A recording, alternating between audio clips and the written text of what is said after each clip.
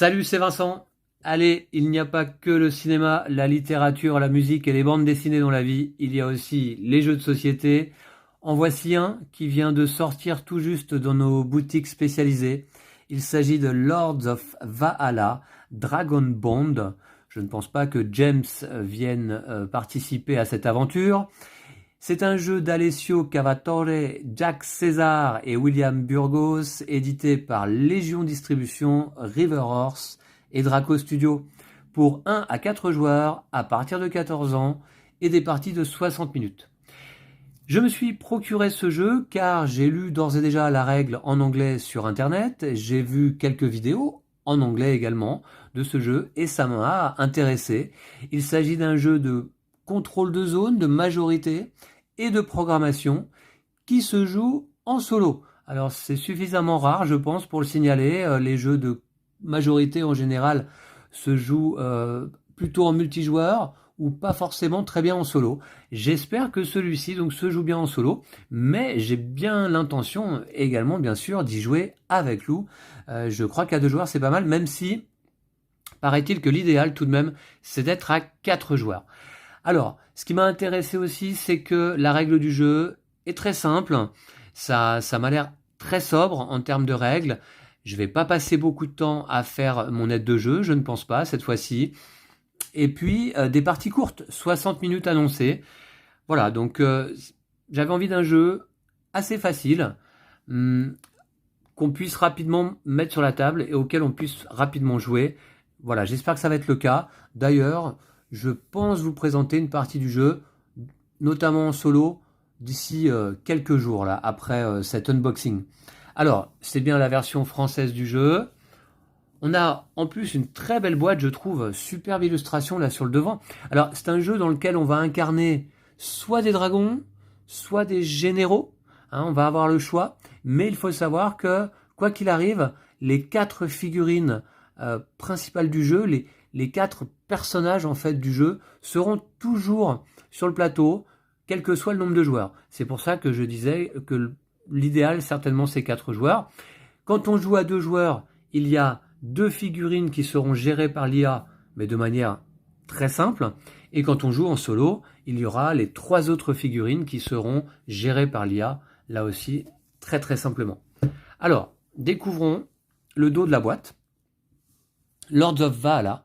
Le Valhalla, la magie et la force du changement et du pouvoir que les mortels utilisent pour alimenter leur sort. Les dragons s'en nourrissent. À chaque lune rouge, les dragons viennent sur les terres de Valerna pour se repaître de son Valhalla. Parfois, les mortels s'allient contre eux et parfois ils se rangent du côté des dragons, formant des Dragon Bond qui renforcent autant le dragon que le mortel. Alors c'est ça qui m'a intéressé aussi, c'est que très fréquemment dans les parties, il va y avoir des alliances entre 2 joueurs qui vont pouvoir s'allier pour remporter ensemble la victoire ou perdre ensemble. Et ce sera valable également en solo, on pourra s'allier avec une des 3 autres figurines sur le plateau, un général ou un dragon. Lords of Valhalla est donc un jeu de plateau stratégique où vous jouez le rôle d'un audacieux général valernien ou d'un féroce dragon envahisseur. Vous allierez-vous à vos adversaires ou les écraserez-vous pour vous emparer de leur Valhalla?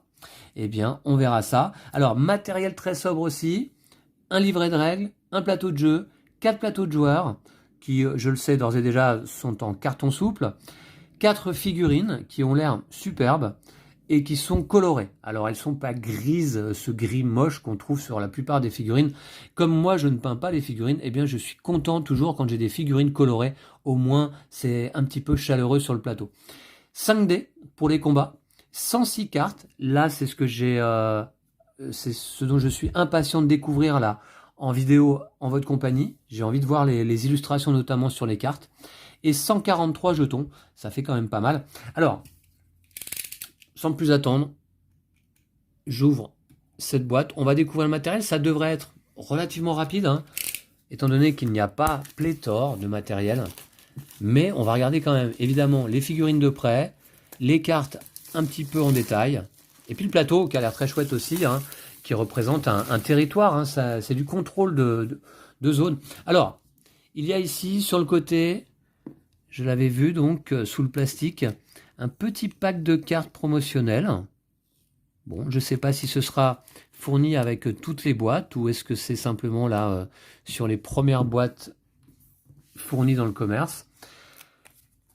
On regardera ça d'un petit peu plus près après, je pense. On peut peut-être regarder ça ensemble tout de suite, un petit avant-goût. Cher Dragon Bondé. Bon, c'est un petit peu particulier comme nom du coup. Toute l'équipe de Drago Studio donc nous adresse un petit message de bienvenue là. Ok. Carte alternative de personnages. Vous n'avez besoin que d'un seul exemplaire de chacune pour jouer. Cette boîte contient 3 cartes promotionnelles, 3 exemplaires de chaque. Exclusives à la première impression. Voilà, c'est ce que je pensais. Elles sont un témoignage de notre gratitude envers vous pour avoir fait de ce jeu une réalité.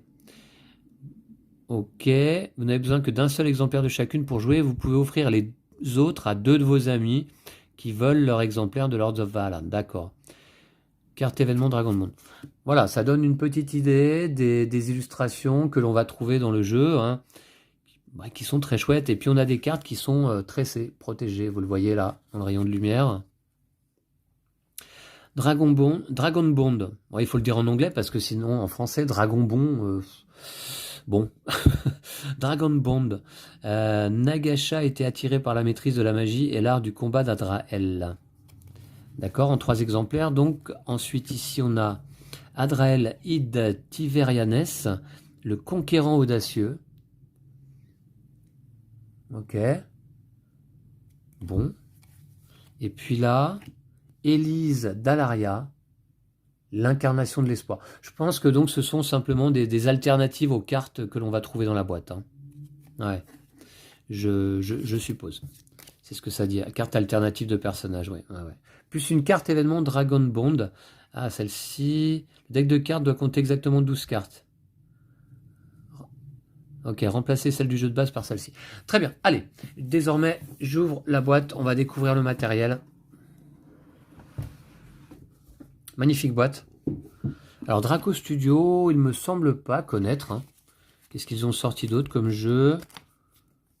Alors, Dragon Bond, d'accord. Lords of Valhalla. Legends of Valerna. Bring more asymmetry and up to 6 players to the table. Ah, tiens, il y a une extension, je ne savais pas. Pour pouvoir jouer jusqu'à 6, avec 2 nouveaux personnages, donc j'imagine.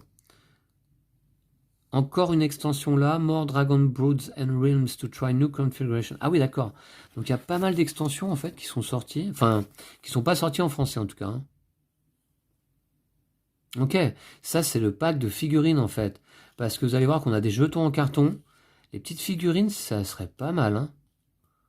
Je verrai à me les procurer éventuellement.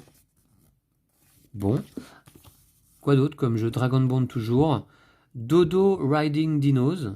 Je le connais pas celui-là, je crois pas. Ou alors sous son titre français. War for Chicken Island. Je connais pas non plus. Regroup Chicken Army. Kiwi Showdown. Alors c'est marrant parce qu'avec Dragon Ball, du coup, ils se diversifient en effet. Hein, puisqu'ils étaient plutôt sur des jeux... Remarquez, là je vois à 14 ans, j'allais dire jeu enfant, mais... Ok, bon. Allez, le livre de règles, qui est assez court, hein, qui fait au total 24 pages, mais... Alors déjà, on a une très belle illustration, hein, c'est une partie de ce qu'on voit sur le couvercle de la boîte. Le couvercle de la boîte, y a-t-il une illustration d'ailleurs à l'intérieur? C'est assez rare. Ah oui, c'est le cas. On découvre la région là, du royaume. Alors, je ne sais pas comment s'appelle ce royaume. Les terres de Valerna, donc. Hein. Voilà. Les terres de Valerna. On a une petite introduction, un petit contexte. Le contenu du jeu. Bon, on va découvrir ça plus avant. Hein. La mise en place en une page. Assez rapide, je pense. Puis les règles, les voici. 2 pages. Le tour de jeu en 3 phases. Phase de planification, phase de résolution, phase de purge. Et puis la fin de partie. 3 manières de remporter la partie. Si un joueur obtient 10 jetons pouvoir, la partie se termine. Et le joueur est victorieux. Si le deck événement est vide à la fin d'un tour, le joueur avec le plus de jetons pouvoir remporte la partie. Et si un joueur est éliminé, le joueur restant avec le plus de jetons pouvoir gagne aussi. Voilà. Donc très simple. Accumuler des jetons de pouvoir en allant contrôler des zones de la région de Valerna. Les notions de base, Dragon Bond, qu'est-ce que c'est? Bien justement, on va pouvoir donc s'allier avec un général adverse ou un dragon adverse. Les sans visages, ce sont les IA, hein, ça va être les non-joueurs dans ce jeu. Comme je vous disais, il y aura toujours les 4 personnages, 2 dragons, 2 généraux sur le plateau. Et s'il y a 2 joueurs, eh bien, il y a 2 sans visages qui vont être gérés de manière automatique. Les glyphes, ça, ce sont les différents symboles d'action. Comment se déroule le combat? Ça a l'air très simple, hein, lancer de dés, valeur de combat, retraite, et puis ensuite un glossaire. Alors, donc vous voyez, les règles sont passées déjà. Glossaire, donc tout de même avec quelques rappels de règles, quelques règles importantes. Il faudra le lire, bien sûr, le glossaire tout de même. Hein. Voilà, déplacement, élimination, force, jetons pouvoir, les montagnes, etc., etc. Les régions, régions cibles. Ok, donc un glossaire assez complet. Et une annexe, les règles du mode solo sont là. Vous voyez. Tous les autres joueurs sont des sans visage. Vous avez toujours le jeton d'initiative. Et si jamais on doit faire un choix pour un sans visage, on laisse le hasard faire à l'aide d'un dé ou bien à pile ou face. Voilà, c'est les règles du mode solo. Donc en fait, les règles sont les mêmes qu'en multijoueur quasiment. Voilà une explication des 4 personnages dragons, généraux dragons que l'on va trouver dans le jeu. Alaria, Tiveria, lignée Fulgen et lignée Manifex. Voilà, les dragons. Et puis, une page de référence au dos. Mais évidemment, je vais me faire ma petite aide de jeu personnelle. Alors, les cartes, on va regarder ça après. Voilà le tas de cartes pour ce jeu. Il n'y en a pas énormément, mais quand même, hein, plus d'une centaine. Ensuite, ici, eh bien, ce sont les différents jetons, notamment le jeton premier joueur, qui a un certain style. Alors, carton pas extrêmement épais, hein. Est-ce qu'il est bien rigide? Franchement, ça va. Avec du carton, là aussi, protégé, hein. De bonne qualité, tout de même, ouais. D'accord, bon, les jetons, de toute manière, c'est toujours plus ou moins standard. Hein. Mais il y en a pas mal, là. Hein. Donc alors là, je sais plus exactement... ce sont nos unités, en fait. Hein. On a des unités régulières. Alors, je crois que c'est l'artillerie. Attendez, je vais reprendre le... Voilà. On a ici l'infanterie, pardon. Ça, c'est l'infanterie. Ensuite, ici, on a la cavalerie, avec les... Mince... les sabots, hein. De cheval, et puis l'archerie avec donc les flèches, bien entendu. Voilà. Alors les jetons là s'en vont un peu tout seuls. Alors les plateaux joueurs sont moins souples que j'aurais pensé. Ah oui, d'accord, c'est moins souple que j'aurais pensé. C'est-à-dire que là, si je peux vous montrer, il y a quand même une épaisseur. C'est pas juste une feuille de carton, c'est un peu rigide tout de même. Hein. Agréable. Et d'ailleurs protégé là aussi, tressé. Hein. Alors, Manifex, chaque plateau est recto verso, puisque soit il est joué par un joueur humain, dans ce cas on utilise ce côté, soit il est joué donc par l'IA, en fait, puisqu'il n'appartiendrait à aucun des joueurs, et c'est à ce moment-là un sans visage. Alors, les plateaux sont asymétriques également. Hein, chaque joueur va avoir des capacités différentes. Donc on a ici le plateau pour Manifex, on a du beau matériel hein, tout de même là. Hein. Alaria. Alors le jeu coûte 45 € environ. Voilà. On va voir, hein, mais bon, j'ai trouvé que c'était plutôt assez raisonnable. Tiveria. Voilà, pour les plateaux joueurs, vous voyez que chaque plateau, en effet, on le voit, hein, est différent déjà, est composé de manière différente. Et puis au dos, donc toujours le plateau pour le sans visage. Ensuite, ici, alors je vais tout de suite pousser ça, on découvrira après en vidéo, le plateau principal. Alors, est-ce qu'il est grand? Alors, il est recto verso, donc je pense qu'il doit y avoir moyen d'utiliser un côté donc ou l'autre. Je vais vous montrer le côté de base. Enfin, il me semble, je ne sais pas s'il y en a un qui est plus utilisé que l'autre. Mais celui-ci... Ah ouais, c'est grand quand même. Ouais, d'accord. Je ne voyais pas aussi grand, ce plateau-là. Voilà, et tout en long. Tout en long. Voici. Avec un rappel là, des différentes icônes, fortification, renfort, amélioration. Et les différentes régions, donc... voilà, la jungle Oriachi, la route commerciale, Tiveria du Nord. On a une chaîne de montagnes ici, notamment symbolisée par ces icônes. Chaîne du Haut Primalian. Tiveria du Sud, chaîne du Bas Primalian, Bois de Nahu, Forêt Fey, Isval, Alaria, Nahuac et Terre Sauvage des Bucentaures. Ok. Eh bien, c'est un petit peu barbare tous ces noms là, mais ça fait une belle map. Hein. Ça fait une très belle map. Alors, je vais retourner le plateau. On va regarder un petit peu au dos comment ça se présente.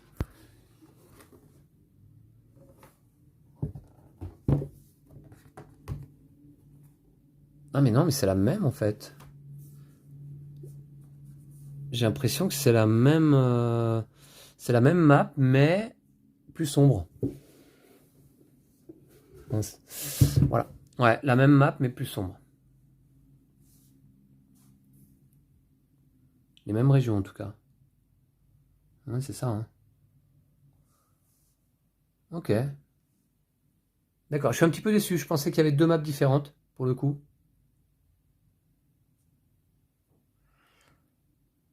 Ensuite, eh bien, on va regarder. Bon, allez, on va commencer tout de suite par regarder les figurines. Ça, c'est quoi? Les dés. Bon, on a des dés spéciaux hein, à 8 faces, je crois.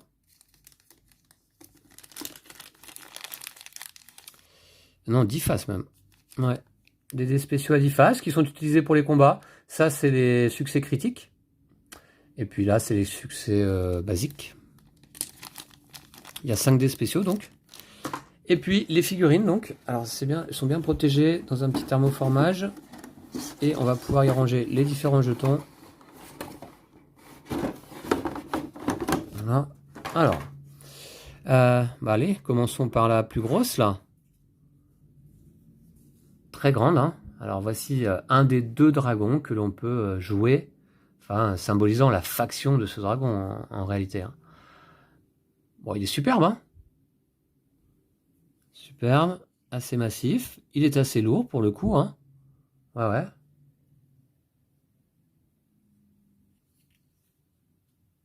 Belle figurine. Sur le plateau, ça va avoir une certaine allure. Le deuxième dragon, le voici. Très très chouette aussi. Puis vous voyez, c'est coloré. Donc pour moi, c'est très bien comme ça. Même si je peignais les figurines, je ne suis pas sûr que j'éprouverais le besoin de les repeindre là. Hein.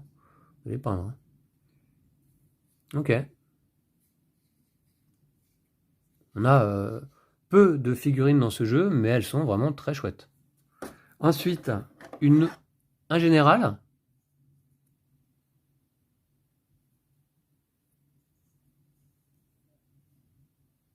Voilà. Classe. Elles sont très chouettes les figurines. Ça fait plaisir. Et puis, un deuxième général.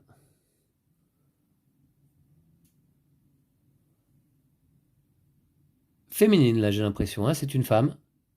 Ouais. Super figurine, là aussi. Hein. Une belle couleur, je trouve. Orangée, là. Ouais. Très bien. Voilà, et chacune des figurines a son emplacement, et puis on aura les emplacements pour les cartes et les jetons. Tout va bien se ranger là-dedans. Alors les cartes, justement, bien les voici. Alors bon, commençons par ouvrir ce paquet.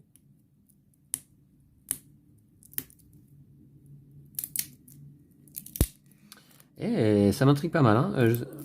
Tout de suite après le unboxing, je vais me mettre à la lecture de la règle en français, puis je vais établir très rapidement mon aide de jeu. Enfin, je prendrai le temps qu'il faut, hein. Mince, c'est moi qui l'ai abîmé la carte là ou quoi?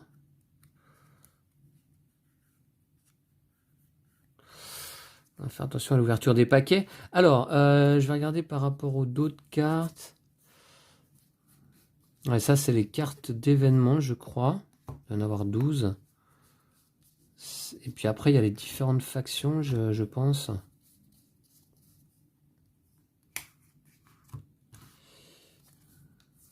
Voilà. Ouais, c'est ça. Ok, et puis, je vais ouvrir celui-ci par la même occasion.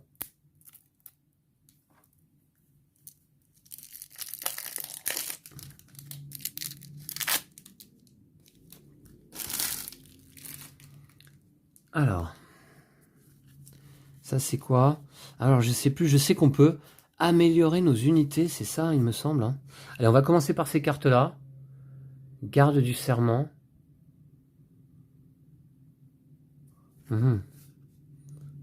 Tireur d'or. Vous voyez, donc on regarde un petit peu les illustrations. Exécuteur de la prestigieuse guilde. Je vais surtout regarder, voir s'il y a des cartes en double ou pas. Guerrier de la voix des lames. Non, l'illustration n'est pas la même. Tisseur du rêve, sentinelle. Ah, c'est chouette, hein. Chasseur fay. Saccageur faucheur. Griffe de sang. Empaleur. Alors, comment appelle-t-il ce type de carte? Comment est-ce que ça s'appelle? Ce sont des cartes... Alors, il y a des cartes régions et des cartes seigneurs de guerre. Ça, ce sont les seigneurs de guerre, en fait. D'accord. Maître alchimiste. Elles sont toutes différentes, hein. Il y en a 36, très bien. Les glyphes-flammes. Immortel touché par cab. Infiltré. Chargeur véloce. Tisseur de cab. Défenseur Zo.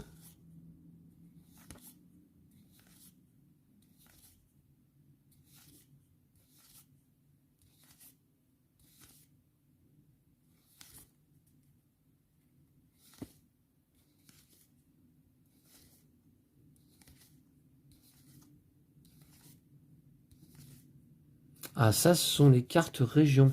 Les cartes régions, il y en a 12. Alors, donc, on a vu les seigneurs de guerre, les cartes régions. Bon, je vais passer un peu plus vite. Il doit y avoir une carte pour chaque région, j'imagine. Je ne les ai pas comptées jusque-là. Il doit donc y avoir 12 régions.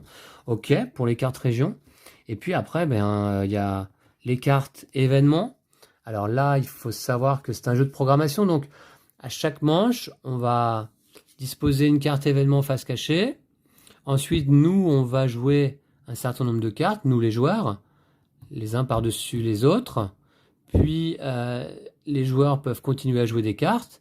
Et enfin, on place un dernier événement sur la pile.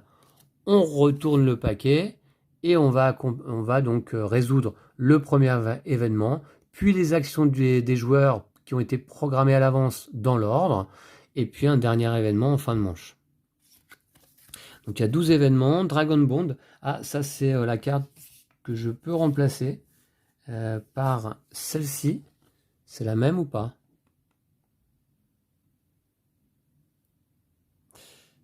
Oui, c'est ça. Donc c'est l'illustration qui change simplement, hein. C'est pas grand-chose en soi. Ouais. Ok. Une année de guerre, une année de Valhalla, une année de tourment, une année de vent, magie dans les montagnes.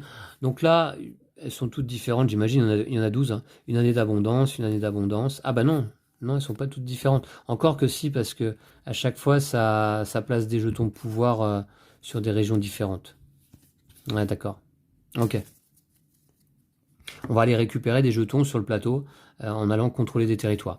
Alors, voici les cartes donc de la faction Manifex. Ah, voilà ce que je voulais voir.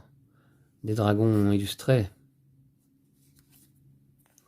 Ah, dommage, il y a plusieurs fois les mêmes illustrations. Ouais, d'accord. Bon, qui sont chouettes.